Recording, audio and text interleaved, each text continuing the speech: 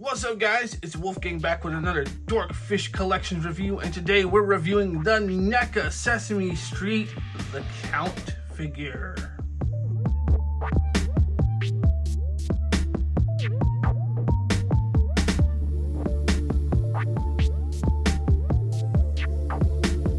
That's right, the third figure in the Sesame Street line, The Count.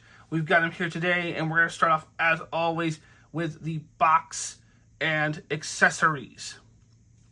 So, first things first, the box. Cool little box here. It's their Ultimate Series, so you got the flap up top. You've got your front flap that you can open with Velcro. To look inside, and he's got a nice little backdrop, a nice little picture of him inside of the box. If you look around the side, of course, you'll see it's number 3, third in the line. You'll see him on the box. And if you look at the back of the box, you've got him in a few different stylized poses. So that being said, that's all there is to it. Nothing special about it, but still nonetheless looks good on the shelf. Now, getting into accessories. He comes with a decent amount of stuff, guys. So we'll start with stuff like his phone here.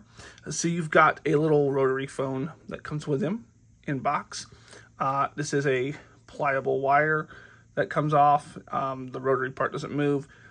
No little dot parts where you would have ins and outs on the microphone, or on the telephone, I should say. But boom, right there, you've got your phone accessory. Put that back. You've got your candle accessory. Looks good, well painted. Like you got a little bit of yellowing in there for the top of the candles to reflect the light. Then you've got number 2, as he is the Count, and he likes to count. So he comes with a number 2 here.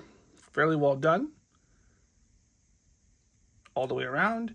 Molded in the same color. I believe this is all just molded plastic, and then the eyes are painted. For that, we're going to put him back there. And then you come with, he's got the hands already on him that come in package. He also comes with these other hands, like 2 closed fist hands. Well, I say closed fist or clenching fist hands, really, but 2 clenching fist hands. And then he's got 1, 2. Yes, he's got 3 counting hands. Sorry, I couldn't resist. But yeah, he's got 3 different counting hands. Holding up the number 1, number 2, and number 3. The head that's on him comes on him in package. He also has a little more of an expressive head. This one here, you've got the mouth just a little more agape than the standard one. That's really it. I think the beard and the hair, as long as I can tell, or as far as I can tell, are the same. So nothing crazy on those. And then the last bit is his cape. Now I'm going to take the cape off. Cape clips in the back. Just going to take it off here to show you. So there's a little clip part that clips into the back behind the neck. And then in the cape, although mine seems to be loose somehow, is bendy wire. So the cape is bendy wire all the way around. Mine feels like if it was a contact point, the bendy wire broke, but mine's arced. But yeah, you can put it in different positions and bend it. And you've also got these little straps so you can take the hands off and peg them in between, and then it'll follow the hands. But yeah, it looks good on the inside too. Let's kind of just go down. This looks really, really good on the inside. Really well done. And then the back side, so you can see it's that same green pretty much all the way through. I mean, obviously you're going to notice some difference from sheen of plastic into actual fabric, but they did a really, really good job. But for the rest of the review, I'm going to leave the cape off, so you'll get a good shot of the head here that comes on him in package. Mouth is a little more closed all the way around. Textured hair, sculpted in. Hands standard. And then he's got, yeah, we're getting into aesthetics really. The 2 hands are on him. And yeah, that's it for accessories for this guy. So very, very happy. Good amount of stuff comes with him.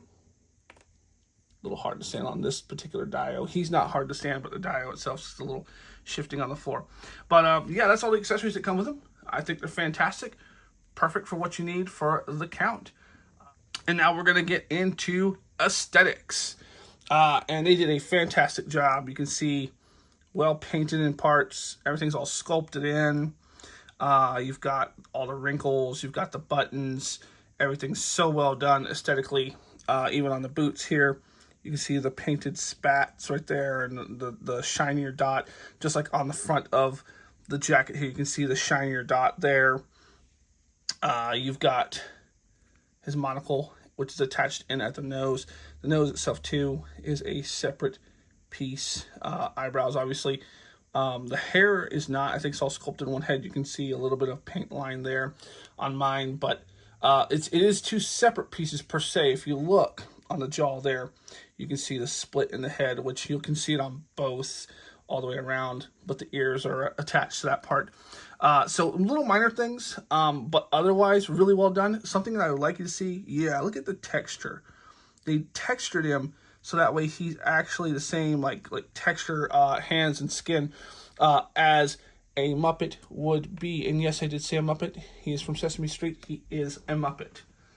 And just taking a closer look at the other head here, just so you can see, they did a lot of fine detail work, turning it so you can see the tongue. They painted in there as well.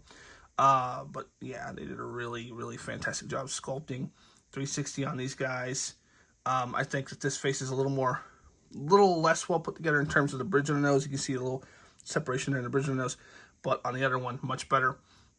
But yeah, they did a fantastic job. I mean, I no complaints on the aesthetic at all. I think he looks great. The accessories look great. The cape is fantastic. So good job. Good job. And now we're going to get into articulation. And guys, just like you can see from this one, it's a ball hinge, double ball hinge that goes up into the neck.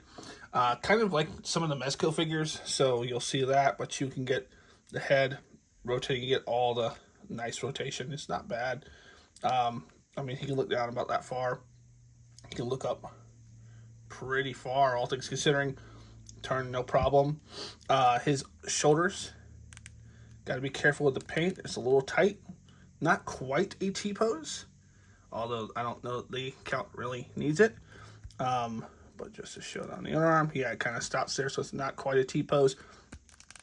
You've got your elbow joint, which also has the swivel. So actually for a single joint, most of the time they do double joints. So having a single joint is really, really good. You get your swivel, you get your swivel here at that point of articulation. So very well done there. The hands are pretty standard. You've got your pivot, and then you've got your actual movement there on the hinge. Now with the cuffs, it's going to cut it off a little, make it a little tough. You've got an internal diaphragm. This is a soft, pliable part, so you have an internal diaphragm, but you can't get much with it. So, yeah, not great there. Unfortunately, I'm trying, but it's not going to stay put where I want it to show you. So you really are not getting anything out of the diaphragm, unfortunately. But that being said, the leg goes up. Not quite full far, or not quite 90. Knee cuts back, though. It's fairly decent. You get about 90 out of the knee. Same situation as the elbows. You can swivel it at that joint. And then you get your ankles, which are able to turn. They're not quite ball joints, so you get a forward and back as a hinge. But there's, again, the cuff of the pants. You're not going to get a lot of movement. So the big thing is, I will say he looks fantastic, but he is not the most articulate figure that NECA has made. I mean, they've made far better, far more superior articulate figures. You're going to get what you need out of him in articulation. Not perfect, but I'm okay with it because aesthetically he's so well done. So that being said, we're going to go ahead and get into size comparison. And here we have the NECA Ultimate Sesame Street The Count next to a couple of other NECA Ultimate Vampires, Nosferatu, and the TMNT crossover Universal Monsters Dracula Shredder. And next up, we've got him next to the Jack's Treehouse of Horror Vampire Mr. Burns. Man, he towers over him. And we've got him next to the Marvel Legends Dracula from the Blackheart Wave.